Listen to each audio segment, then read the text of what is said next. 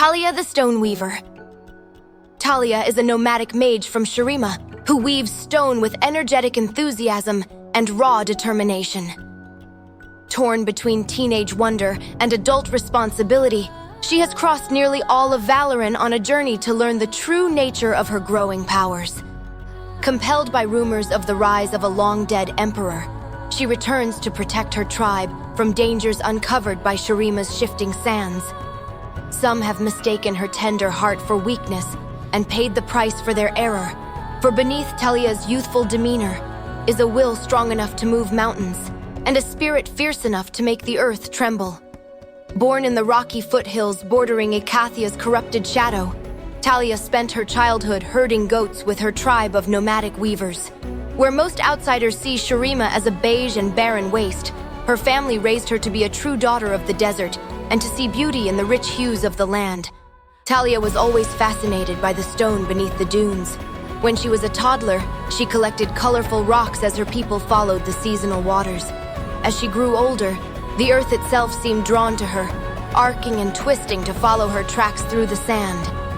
After her sixth high summer, Taliyah wandered from the caravan in search of a lost goatling that had been placed in her charge. Determined not to disappoint her father, the master shepherd and headman of the tribe, she tracked the young animal into the night. She followed the hoofprints through a dry wash to a box canyon. The little beast had managed to get high up the rock wall, but could not get down. The sandstone called to her, urging her to pull handholds from the sheer wall. Taliyah laid a tentative palm against the rock, determined to rescue the scared animal. The elemental power she felt was as urgent and overwhelming as a monsoon rain. As soon as she opened herself to the magic, it poured over her, the stone leaping to her fingertips, bringing both the canyon wall and the beast down on top of her.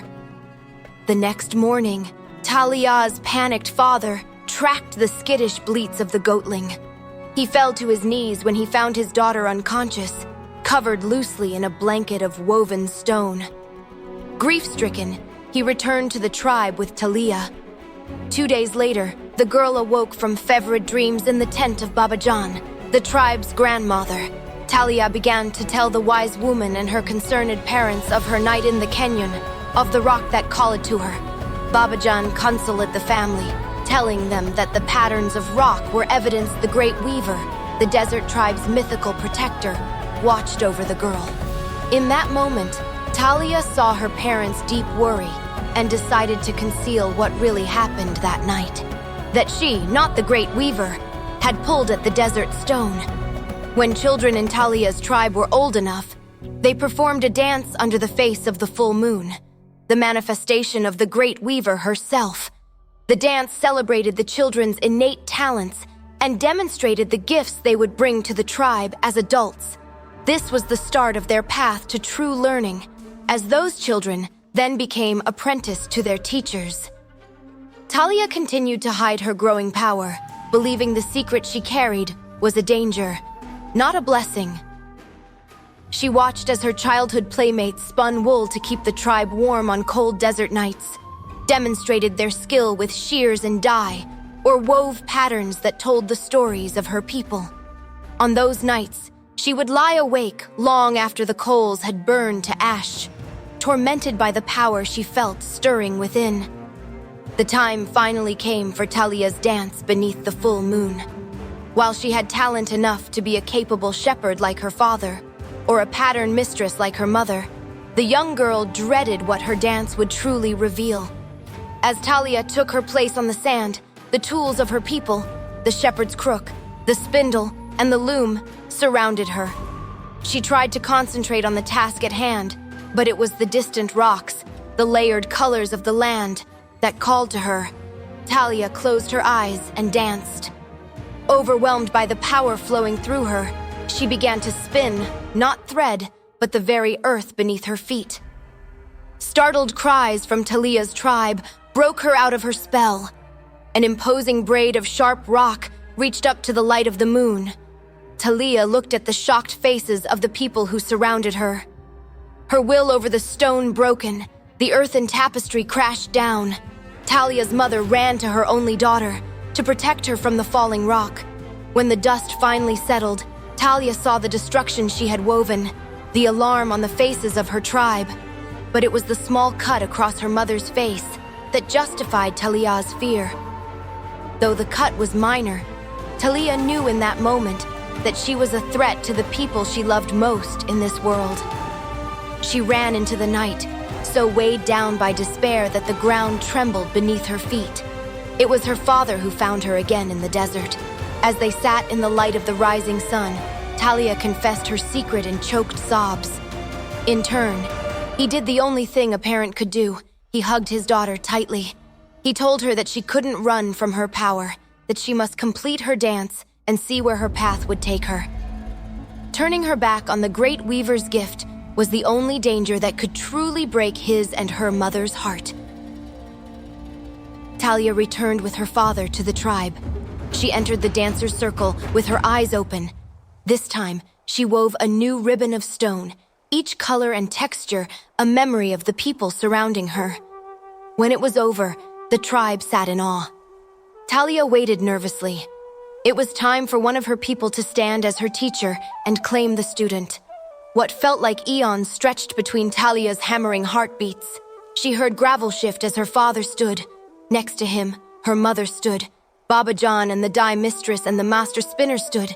In a moment, the whole tribe was on its feet. All of them would stand with the girl who could weave stone. Taliyah looked at each of them. She knew that a power like hers had not been seen in generations, perhaps longer. They stood with her now, their love and trust surrounding her, but their worry was palpable. None among them heard the earth call as she did. As much as she loved these people, she did not see the one who could show her how to control the elemental magic that coursed within her. She knew that to stay with her tribe was to risk their lives. Though it pained all of them, Taliyah said farewell to her parents and her people and set off alone into the world. She journeyed west toward the distant peak of Targon, her natural connection to rock drawing her toward the mountain that brushed the stars.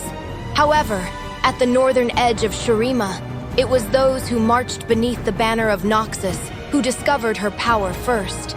In Noxus, magic like hers was celebrated, they told her, revered even. They promised her a teacher. The land had raised Taliyah to be trusting, so she was unprepared for the smooth promises and practiced smiles of Noxian dignitaries. Soon, the desert girl found herself on an unbending path, passing under the many Noxtara, the great Iran gates that market the Empire's claim over a conquered land.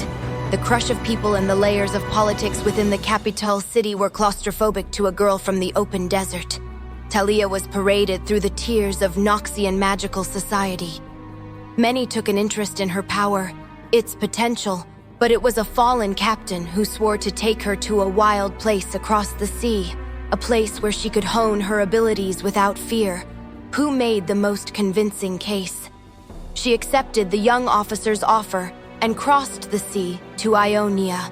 However, it was made clear as their ship dropped anchor that she was intended as a glorified weapon for a man desperate to regain his place at the highest ranks of the Noxian Navy.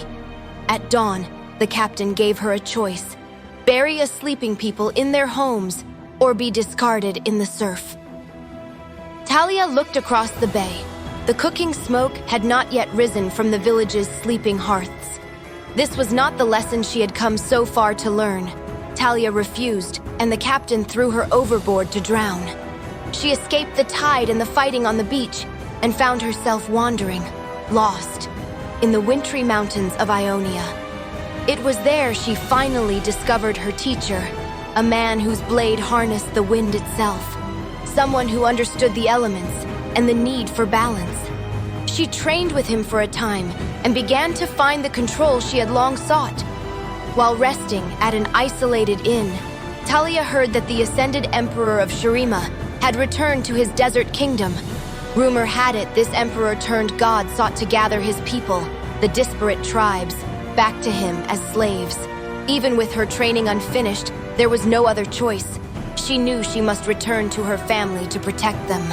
Sadly, she and her mentor parted ways. Taliyah returned home to the sand-swept dunes of Shurima. As the punishing rays of the sun beat down on her, Taliyah pushed farther into the desert, determined to find her people. Hers was a will of stone, and she would do whatever was necessary to protect her family and her tribe from the danger that loomed on the horizon.